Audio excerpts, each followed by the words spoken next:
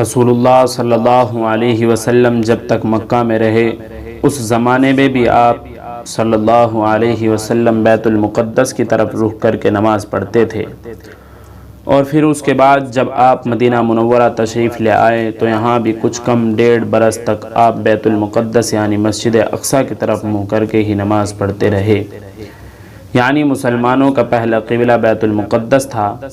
جب تک رسول خدا مکہ میں رہے اس وقت تک تو آپ اس طرح نماز پڑھتے تھے کہ رخ تو آپ کا مسجد اقصیٰ کی طرف ہی ہوتا تھا، مگر بیت اللہ شریف بھی سامنے رہتا تھا۔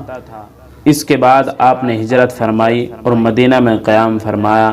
یہاں یہ نہیں ہو سکتا تھا کہ نماز میں کعبے بھی سامنے رہ سکے، مگر آپ صلی اللہ علیہ وسلم کے دل میں ایک خواہش تھی کہ کاش مسلمانوں کا قبلہ بیت اللہ شریف مقرر ہو جائے۔ چنانچہ مدینہ تشریف لانے کے بعد آپ صلی اللہ علیہ وسلم اکثر آسمان کی طرف نظریں اٹھا کر اس امید میں دیکھا کرتے تھے کہ شاید خدا تعالیٰ کی طرف سے قبلہ بدلے جانے کی وحی آ جائے۔ اللہ تعالیٰ نے اپنے نبی پاک صلی اللہ علیہ وسلم کی اس آرزو کو پورا فرمایا۔ مدینہ میں آنے کے 16 یا 17 مہینے کے بعد خدا تعالیٰ نے آپ صلی اللہ علیہ وسلم پر وحی نازل فرمائی۔ وہ وحی کیا تھی؟ وہ وحی تھی قَدْ نَرَىٰ تَقَلُّبَ وَجْهِكَ فِي السَّمَاءِ فَلَنُوَلِّيَنَّكَ قِبْلَةً تَرْضَاهَا فَوَلِّ وَجْهَكَ شَطْرَ الْمَسْجِدِ الْحَرَامِ، جس کا ترجمہ ہے ہم آپ صلی اللہ علیہ وسلم کے منہ کا یہ بار بار آسمان کی طرف اٹھانا دیکھ رہے ہیں، اس لیے ہم آپ کو اسی قبیلے کی طرف متوجہ کریں گے، قبلے کی طرف متوجہ کریں گے جس کے لیے آپ صلی اللہ علیہ وسلم کی مرضی ہے۔ لو پھر اپنا چہرہ نماز میں مسجد حرام یعنی کعبے کی طرف کیا کیجیے۔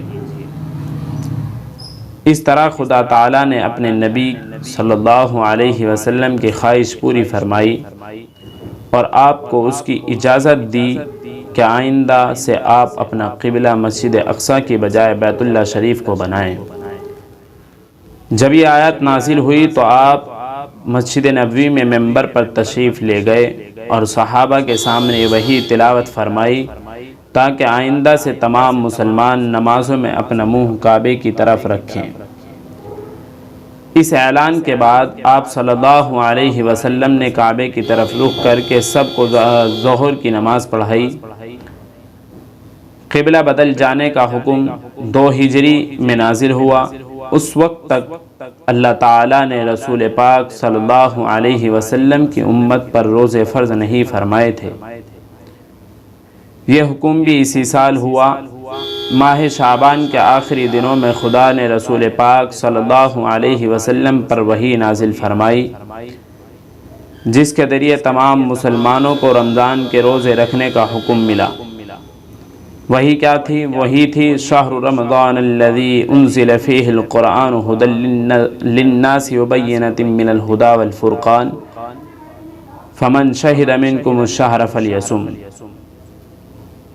جس کا ترجمہ ہے ماہ رمضان ہے جس میں قرآن مجید بھیجا گیا ہے، جس کا ایک وصف یہ ہے کہ لوگوں کے لیے ذریعہ ہدایت ہے اور دوسرا وصف واضح الدلالت ہے، من جملہ ان کتب کے جو ذریعہ ہدایت بھی ہے اور حق و باطل میں فیصلہ کرنے والی بھی ہے۔ جو شخص اس ماہ میں موجود ہو اس کو ضرور اس میں روزہ رکھنا چاہیے۔ اس سے پہلے رسول خدا صلی اللہ علیہ وسلم یوم عاشوراء یعنی 10ویں محرم کا روزہ رکھا کرتے تھے۔ آپ صلی اللہ علیہ وسلم نے عام لوگوں کو بھی اسی دن روزہ رکھنے کا حکم فرمایا تھا، مگر جب اللہ تعالیٰ نے رمضان کے روزے فرمائے تو آپ نے صحابہ کو اجازت دے دی کہ اب عاشوراء کے دن جس کا دل چاہے وہ روزے رکھے اور جو افطار کرنا چاہے وہ کر سکتا ہے۔ پھر اللہ تعالیٰ نے نماز عید اور فطرے کا حکم نازل فرمایا۔ اس وقت تک خدا تعالیٰ کی طرف سے یہ وحی آئی قد افلح من تزکا وذکر اسم ربہ فصلی۔ ترجمہ: بامراد ہوا جو شخص قرآن سن کر خبائث عقائد اور اخلاق سے پاک ہو گیا اور اپنے رب کا نام لیتا اور نماز پڑھتا رہا۔ پھر اللہ تعالیٰ نے بقر عید کی نماز اور قربانی کا حکم نازل فرمایا۔ اس وقت آپ صلی اللہ علیہ وسلم پر جو وحی آئی وہ یہ ہے: فصلی لربک وانحر۔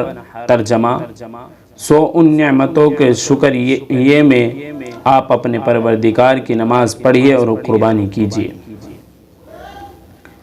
اب رسول اللہ صلی اللہ علیہ وسلم کو مدینہ میں تشریف لائے کافی عرصہ گزر چکا تھا۔ تقریباً سبھی مہاجر بھی آ کر بس چکے تھے۔ ان میں سے کچھ نے کاروبار شروع کر دیا تھا، کچھ کھیتی باڑی میں لگ گئے تھے۔ ان کے رہنے سہنے کے لیے مکانوں کا انتظام ہو گیا تھا۔ انصاری مسلمانوں نے اپنے مہاجر بھائیوں کی اپنی اپنی حیثیت کے مطابق خدمت کی اور ہر طرح ان کی مدد کی۔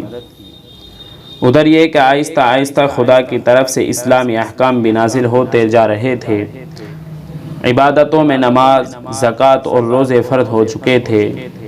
انتظامات میں حلال و حرام کے احکام اور جرموں کی سزائیں طے ہو چکی تھی۔ ابھی تک نماز کے لیے اذان کا طریقہ شروع نہیں ہوا تھا، بلکہ جب نماز کا وقت ہوتا تو مسلمان خود ہی مسجد نبوی صلی اللہ علیہ وسلم میں آ کر جمع ہو جاتے اور نماز ادا کرتے تھے۔ رسول خدا صلی اللہ علیہ وسلم اس پر غور فرما رہے تھے۔ پہلے آپ نے ارادہ فرمایا کہ اس مقصد کے لیے یہودیوں کی طرح بوق بجوا دیا کریں۔ بوق بینڈ کی طرح ہوتا ہے جو منہ سے بجایا جاتا ہے، اس کی آواز بہت دور تک پہنچتی ہے۔ یہودی اپنی نمازوں کے وقت یہی بجایا کرتے تھے۔ رسول پاک صلی اللہ علیہ وسلم نے بھی بوق استعمال کرنے کا ارادہ کیا، مگر پھر آپ کو یہ بات پسند نہیں آئی۔ پھر آپ نے ارادہ کیا کہ اس کام کے لیے عیسائیوں کی طرح ناقوس استعمال کیا جائے۔ اس رائے کو سب مسلمانوں نے پسند کیا۔ جب یہ طے ہو گیا تو آپ صلی اللہ علیہ وسلم نے ناقوس تیار کرانے کا کام حضرت عمر فاروق رضی اللہ تعالی عنہ کو سونپا۔ مگر اسی دوران میں حضرت عبداللہ ابن زید نے خواب دیکھا کہ ایک شخص سبز کپڑے پہنے ہوئے جا رہا ہے اور اس کے ہاتھ میں ناقوس ہے۔ حضرت عبداللہ نے اس سے پوچھا: اے بھائی، کیا تم یہ ناقوس بیچتے ہو؟ اس آدمی نے جواب میں پوچھا: تم اس کا کیا کرو گے؟ انہوں نے جواب دیا: ہم اس کے ذریعے نماز کا اعلان کیا کریں گے۔ اس نے کہا: میں تمہیں اس سے اچھا طریقہ نہ بتلا دوں؟ انہوں نے پوچھا: وہ کیا ہے؟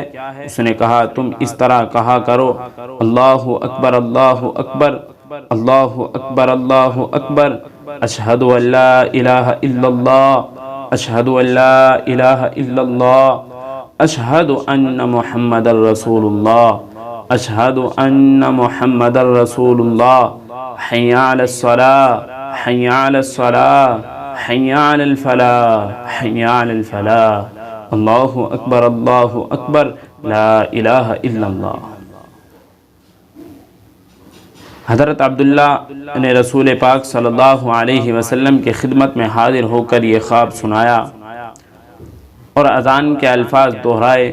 آپ نے جب یہ خواب سنا تو فرمایا: بے شک یہ ایک سچا خواب ہے، تم بلال رضی اللہ تعالی عنہ کو جا کر یہ خواب سناؤ تاکہ وہ انہیں الفاظ میں اذان دیں، اس لیے کہ بلال کی آواز تم سے زیادہ بلند ہے۔ جب حضرت بلال رضی اللہ تعالی عنہ نے اذان دی اور یہ الفاظ حضرت عمر فاروق رضی اللہ تعالی عنہ نے سنے تو وہ فوراً اپنی چادر سنبھالتے ہوئے اپنے گھر سے نکلے تاکہ رسول خدا صلی اللہ علیہ وسلم کی خدمت میں حاضر ہوں۔ حضرت عمر رضی اللہ تعالی عنہ جلدی سے اس لیے آنا چاہتے تھے کہ خود انہوں نے بھی ایسا ہی خواب دیکھا تھا۔ اس وقت تک حضرت عمر رضی اللہ تعالی عنہ ناقوس تیار کرانے کے لیے لکڑیاں خریدنے کا ارادہ کر رہے تھے۔ اسی دوران میں وہ سوئے تھے، انہوں نے خواب میں دیکھا کہ ایک شخص پکار پکار کر کہہ رہا ہے، نماز کے واسطے ناقوس مت لگاؤ بلکہ اذان دو۔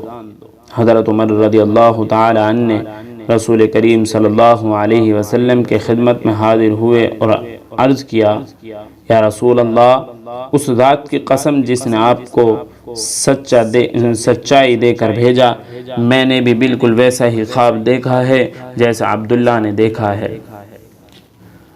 رسول اللہ صلی اللہ علیہ وسلم نے فرمایا، خدا کا شکر ہے، اس طرح خدا تعالی نے مسلمانوں کو ایک سچے خواب کے ذریعے اذان سکھلائی ہے۔ یہ خدمت رسول خدا کی زندگی میں ہمیشہ حضرت بلال رضی اللہ تعالی عنہ کے ہی ذمے رہی، اس لیے کہ آپ کو ان کی آواز بہت پسند تھی۔ حضرت بلال کی آواز بڑی پردرد، بلند اور خوبصورت تھی۔